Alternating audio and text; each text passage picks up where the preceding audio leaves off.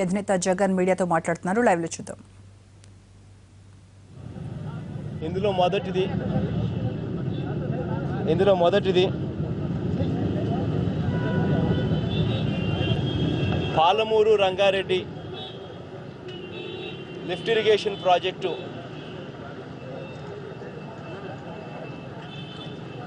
కేసీఆర్ గారు టెండర్లను కూడా పిలిచే పరిస్థితిలోకి వెళ్ళిన నేపథ్యం, ఆ ప్రాజెక్టు టేక్ ఆఫ్ అయ్యి 90 టీఎంసీ నీళ్లు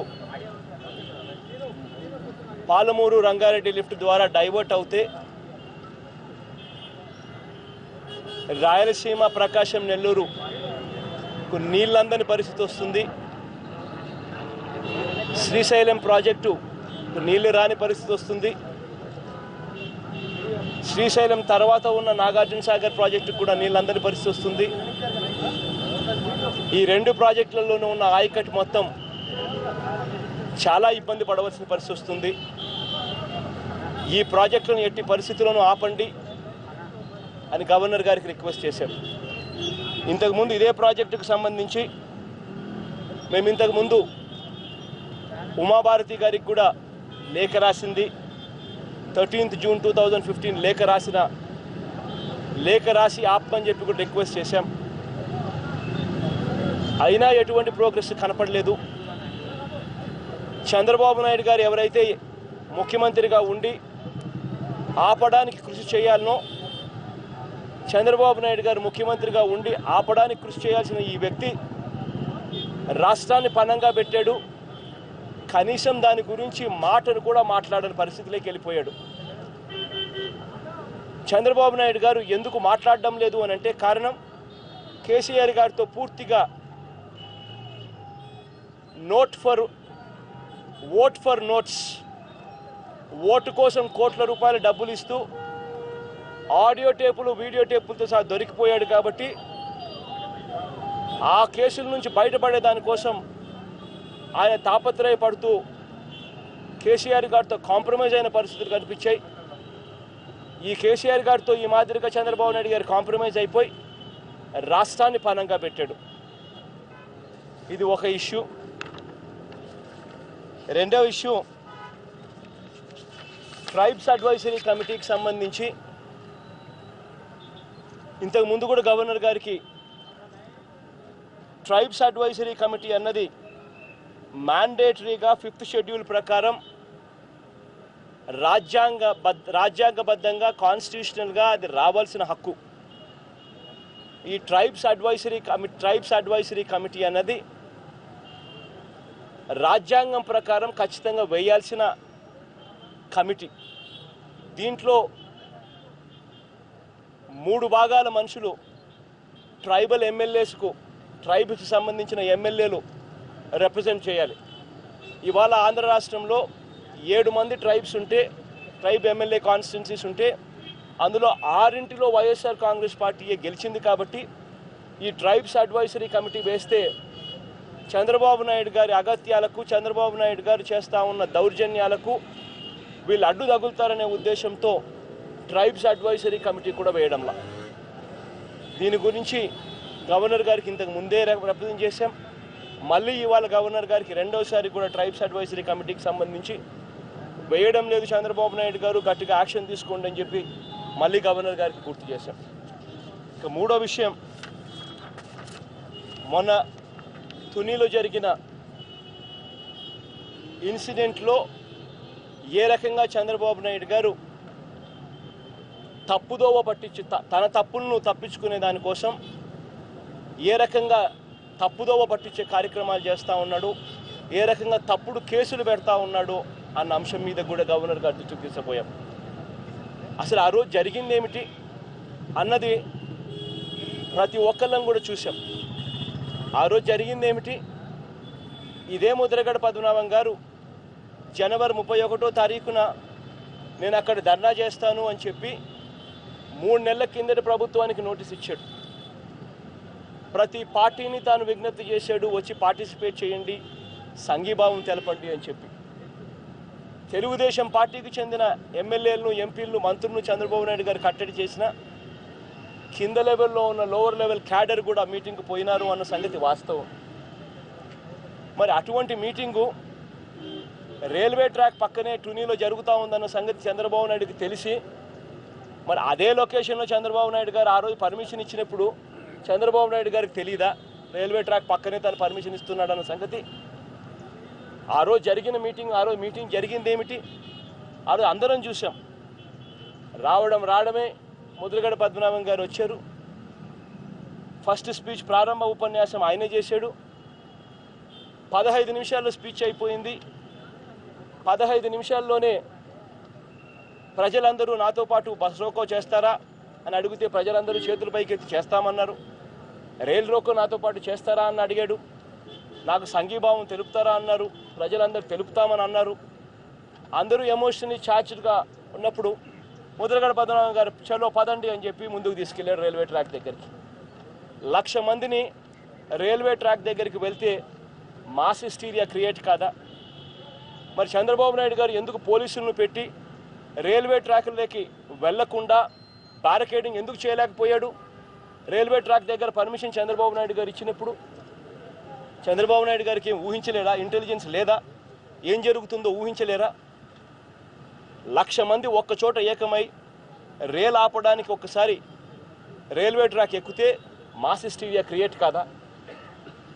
ఆ జరిగిన ఘటన ఇది అన్న సంగతి అందరికీ తెలిసిందే. కానీ చంద్రబాబు నాయుడు గారు తాను పర్మిషన్ ఇచ్చాడు రైల్వే ట్రాక్ పక్కనే అన్నది తప్పిపుచ్చుకునే దానికోసం తాను రైల్వే ట్రాక్ వెళ్లకుండా ప్రజలను కట్టడి చేసేందుకు బ్యారికేడ్స్ అన్నీ కూడా పెట్టాలి, అది పెట్టలేదు. పోలీసును ప్రతి వాంటేజ్ పాయింట్లో పోలీసులను పెట్టాలి, అది పెట్టలేదు. ఇవన్నీ తప్పిదాలు తాను ఉన్నాయి కాబట్టి తప్పించుకునే దానికోసం అని చెప్పి లెఫ్ట్ రైట్ సెంటర్ తాను ఇష్టం వచ్చిన ఆరోపణలు చేశాడు. వాళ్ళ మీద వీళ్ళ మీద బురద జల్లే ప్రయత్నం చేశాడు. చేసి తప్పుడు కేసులను బనాయించాడు. బాధ ఎక్కడ అనిపిస్తుంది అని అంటే ఏం పాపం చేశారు అని చెప్పి వీళ్ళందరి మీద తప్పుడు కేసులు పెడతా ఉన్నారు. ఏ రకంగా ధర్మం ఇది? మాస్ హిస్టీరియా నువ్వు తప్పుదం చేసినావు. నువ్వు ఏదైతే చేస్తానని చెప్పావో అది చేయకుండా ఉన్నందుకు ఒక ధర్నా జరిగింది. ఆ ధర్నా జరిగినప్పుడు ఆ ధర్నాలో మాస్ హిస్టీరియా క్రియేట్ అవుతుంది అన్న సంగతి నీకు తెలిసినప్పుడు దాన్ని కట్టడి చేయలేకపోవడం నీది రెండో తప్పు, మూడో తప్పు.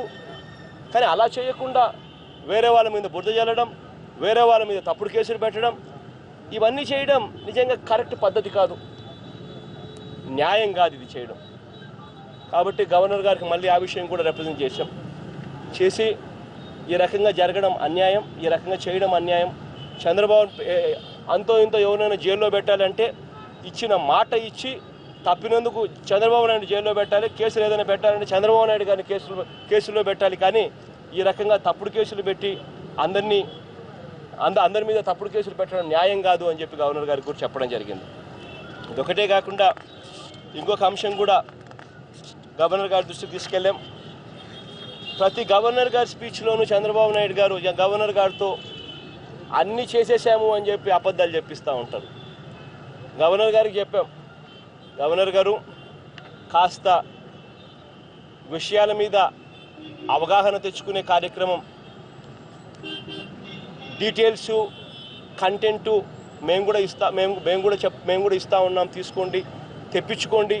చంద్రబాబు నాయుడు గారు మీ నోటితో అబద్ధాలు చెప్పించే కార్యక్రమం చేస్తూ ఉన్నాడు. చంద్రబాబు నాయుడు గారు ఎన్నికల వేళ పూర్తిగా రైతుల రుణాలు మాఫీ చేస్తానని చెప్పాడు. 87,400,612 కోట్ల రూపాయలు. ఎన్నికల వేళ డ్వాక్రా రుణాలు పూర్తిగా మాఫీ చేస్తానన్నాడు. 14,000 కోట్ల రూపాయలు. ఈ 1,02,000 కోట్ల రూపాయలు రెండూ కలిపితే వీటి మీద వడ్డీనే దాదాపుగా 30,000 కోట్ల రూపాయలు అయితే చంద్రబాబు నాయుడు గారు 2 దఫాల్లో ఇచ్చింది 7,300 కోట్లు. వడ్డీలో కనీసం 4వ వంతు భాగానికి కూడా సరిపోని విధంగా ఆయన ఈ కార్యక్రమాలు చేసి ఆయన అన్నీ మాఫీ చేశాను అని చెప్పి చెప్తా ఉన్నాడు.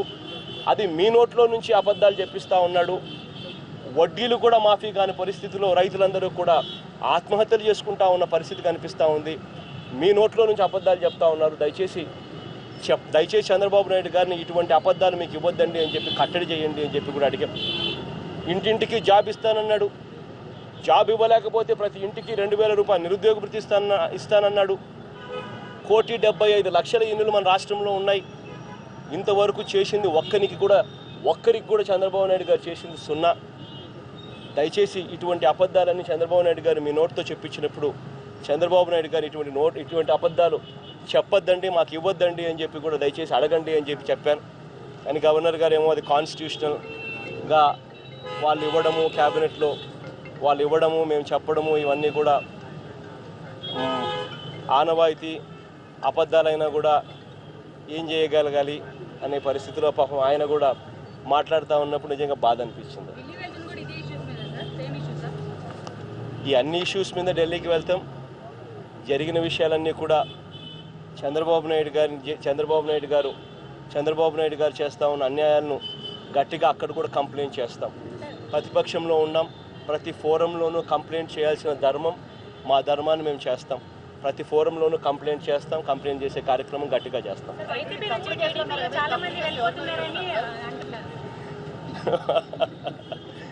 చంద్రబాబు నాయుడు గారిని గట్టిగా అడగండి అమ్మా.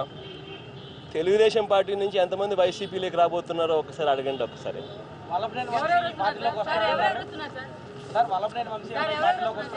నేను మాటలు చెప్పడం ఎందుకులేమ్మా, మీరే చూస్తారు కదా.